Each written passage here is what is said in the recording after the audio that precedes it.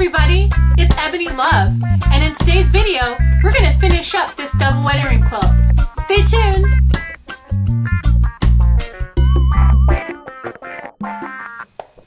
As you can see, I've laid out several blocks for the double wedding ring.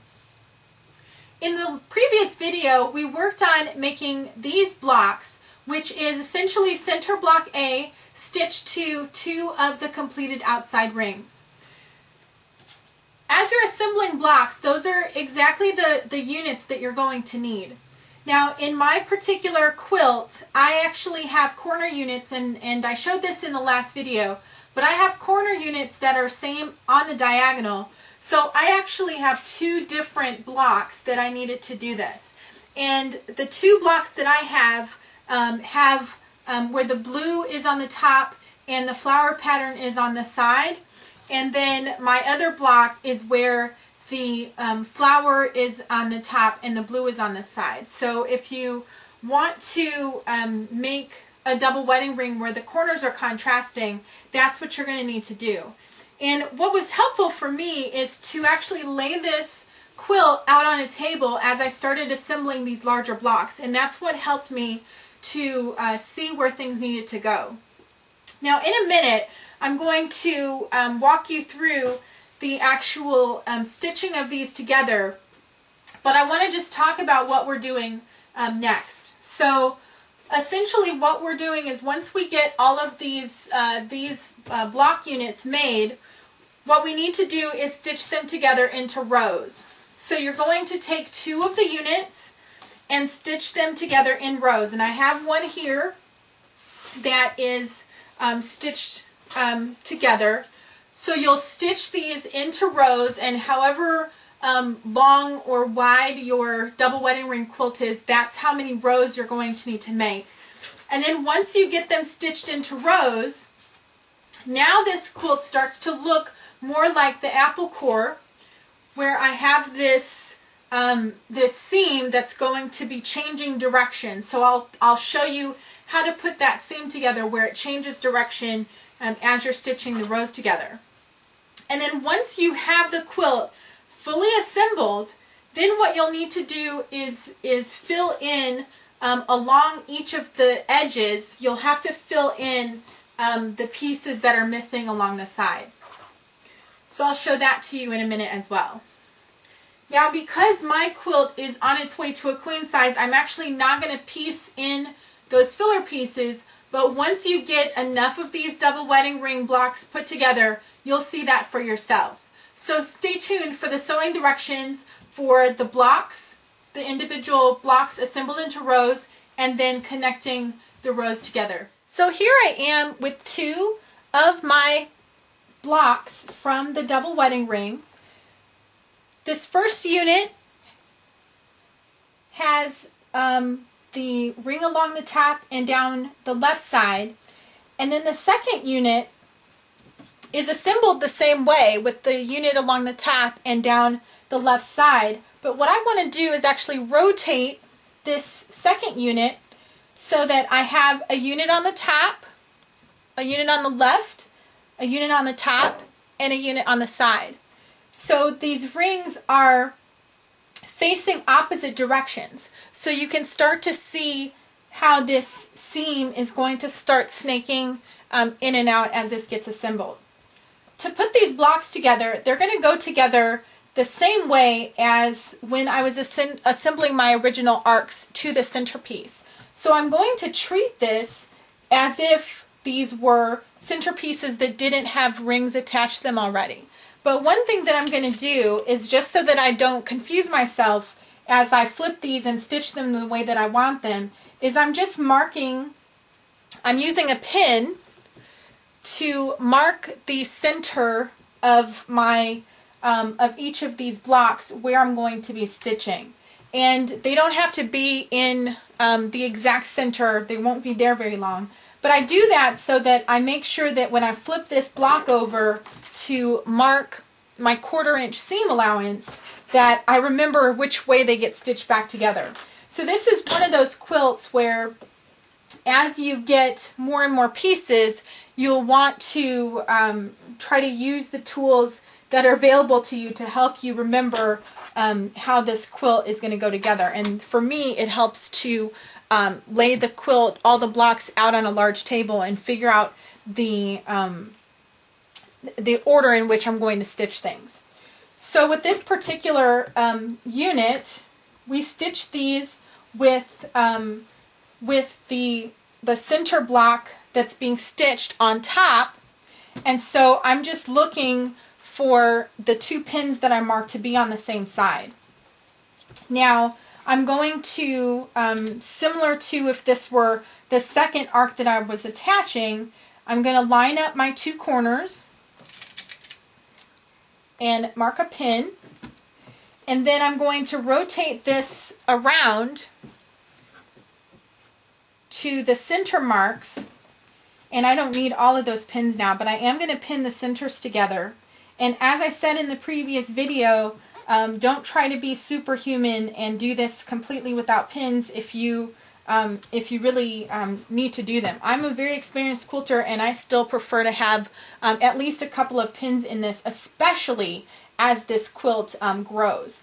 I'm planning on making a queen size quilt, so I'm always going to have my pins handy, because as this quilt gets bigger, it's going to be more and more unruly, and it's going to have a tendency to want to stretch in directions that I don't want it to. Alright, so I'm ready to stitch here. So I'm going to just drop my needle here. I've got these pieces, I've matched the notches along the side, and I'm abbreviating a couple of these steps here, and I'm also going to be stitching a little bit faster because a lot of this was covered in the previous video about sewing these arcs together. So I'm not going to zoom in here or go super slow with this one, because I actually want to get to the next part where we're actually assembling the at least a couple of rows. You're going to again stop at the center, so I've got a couple of stitches here to go, but you're going to stop at the center, leave your needle down, pivot again, and then this where you marked your 1/4 inch seam, you want to place that in the seam between the corner shape and shape F. And again, I'm going to use a pin so that I can dry fit this around the curve. It's like a third hand for me, that pin, and continue stitching. So this is how I get my 2. I stitch my units together. So I'm going to do this for a complete full row, and I would do this for every row. So you really want to get your blocks, your block units completely assembled. Alright, and you want to stop in the seam, or stop at your dot and cut your threads. Alright, so now I have those 2 assembled, and so you want to take that to your pressing surface and press that seam toward the center, and you should end up with a pretty nice tapered off point where the corners meet and these pieces are aligned. So you'll press that really well, and you'll end up with rows of however many blocks you end up having. So I'm going to start with 2, and so here's one that I stitched earlier, and then here's another one, so I just have to figure out which direction they get turned in. And so what I need to do now is, this actually now looks a lot like an apple core, and how apple cores go together. So if you've never attempted to do the apple core, it has, when you stitch the rows together, you end up with these changing convex and concave curves. So here's where you're not going to always have the luxury of having the center shape on top as you stitch these rows together. So what you'll want to do is make sure you know which piece goes where.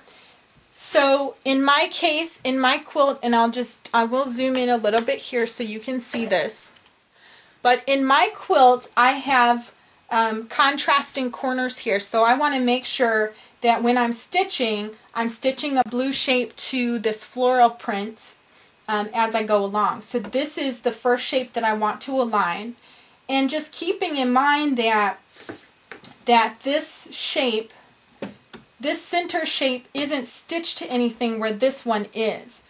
Okay, so you don't want to line this up so that the edges match here. You need to account for the seam allowance. So you're going to slide that, and actually what you need to be doing is matching these seams here. So actually what you need to be doing is matching the seams between these two end pieces. So I'm going to match the notch and match the seam, and I'm not going to worry about this extra part that that's sticking out. So I'm going to match the notch here and match the seam on this shape. So in this manner, I actually am starting off with the center shape on the bottom when I'm working on this first one. So I want to make sure that my centers match up, so I do actually pivot and at least match up my center seams with my center point. So you can kind of see me trying to match those centers. So I've just pivoted there to match that center, and that's as far ahead as I'm going to pin. I don't want to get really extreme with the pinning here. Sorry, I actually missed the pin on the first one here. But I don't want to pin too much because I am easing, so I want to make sure that I have enough access to actually ease this in. So I start stitching in the seam allowance. So again, I'm going to have a little bit of a piece. I'm going to have a little bit of a piece back here that sticks out, but I'm going to drop my needle in the seam allowance. And I'm doing that manually. Alright, and that's where I'm going to start stitching. So I've got my notches matched, and I'll start stitching here. And again, this is where you might want to slow your machine down and just be very deliberate. If you go too fast, you can sometimes lose control of what you're doing. So I'm stitching up to that seam, stitching up to the next seam allowance. So I'm just making sure that my next seams match here, and I'm going to stop with the needle down in the seam, and I'm going to do a rough fit of this curve. So you can see here that this, because I'm on this convex curve, I need to do some more easing. So this top piece actually needs to stretch. So when you are doing the convex ones, the bottom piece stretches, and when you are stitching with the center shape on the top, then you're easing the center piece around the curve. So we treat this just like when we were sewing our arcs together. So we're stretching the top piece to match the curves down here, and this is where that center pin really can help you as you are aligning these things. So you can use a pair of tweezers or a bamboo stiletto to kind of help you keep these pieces together. Again, this isn't a race or a contest to see who can stitch these the fastest and with the least number of pins. So you're just making sure that you're keeping the 1/4 inch seam, you're watching where those pieces, where your fabrics line up, and you're trying not to create puckers. So I'm stitching up to the next pin. So here we are at the next pin, and I stop there, and then I'm going to pivot around to the next place where I need to place another pin. So here I have just stitched the first part of that arc, and I'm working on stitching the next part of the arc. So my next goal here is to hit this seam allowance between where the two arcs meet. So I want to match that seam allowance, so I'm just kind of rotating this piece around so I can match that seam allowance. and I'm going to place a pin there.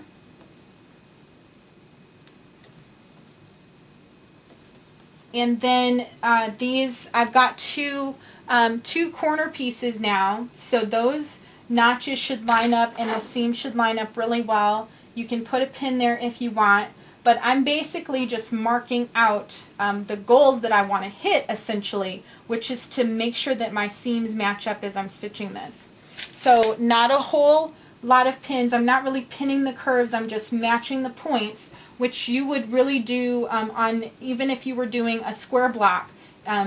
Once your blocks get so big, you usually do try to mark where your seams are to make sure that they match. All right, so here we go. We're ready to get to the next point. So I'm just ready to ease in or stretch that bottom piece to meet the curve. And you can tell I've got my machine cranked up a little bit here in terms of speed. It's not as fast as it'll go, but it's a lot faster than you guys have seen on any other video, I'm sure. Okay. So again, just stitching to meet the goals and or meet the pins, and from time to time, just check and make sure that you're not stitching puckers into these pieces. So I just reached underneath there to remove a little bit of a pucker that I felt forming there. All right, so we're coming up to this next corner. So I'm ready to take that pin out. I've got my notches matched here. They're looking pretty good. So I'm stitching to the next pin, keeping my seam allowance at 1/4 inch, removing pins as I go, matching the notches.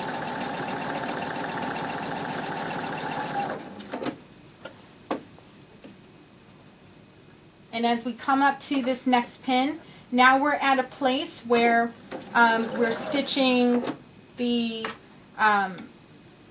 piece with the corner center, or the center piece on top. So again, I stop at the seam. I'm looking for my center mark, and I'm matching the center of my arc with the center of my center. So the center of the arc with the center of the piece, and make sure that you actually are looking at the center of the block. Mine is so scrappy that I can't even tell what's the which block is the center, but you should be able to tell on your own. All right, and so this is again where you're easing, just like you're putting assembling those units together. You're easing this top piece around that curve, and making sure that your seam allowances are oriented the direction that you want them to go, not trying to stitch in any puckers, and keeping those pieces aligned as you go around the curve. Feel free to use tweezers or a stiletto again as you go. So we're stitching up to this next curve.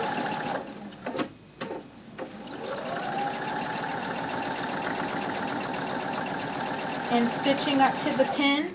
So as we approach the center, taking the pin out. So this gets to be pretty repetitive after a while. And when you get to the end here, again, you want to mark your 1/4 inch seam allowance so that you know where to stop. So I'm pinning that dot to the seam between my corner piece and the end of my arc, easing around. So this is just the last little bit for these 2 blocks.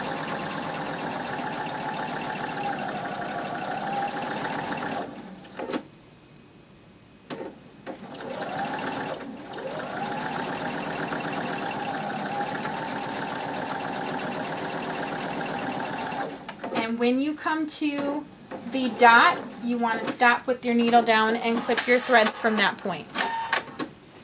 Okay, I've got my 4 pieces stitched. You can see my corners matching up there. So I'm going to take this and press it out and meet you back at the cutting table.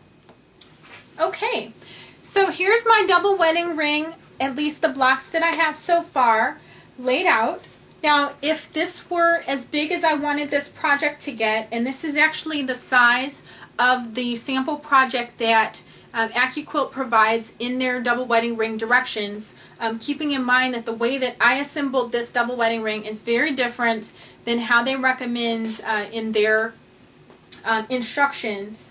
But if this is as far as I were to go, then what I need to do is actually have additional arcs that I fill in to complete the double wedding ring.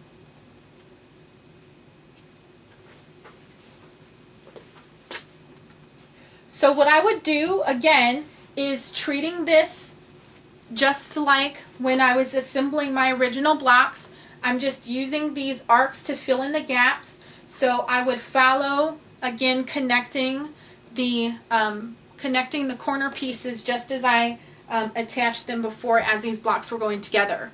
You don't want to use these filler pieces until your quilt top is completely assembled. So just make sure that you have enough arcs to do that fill in.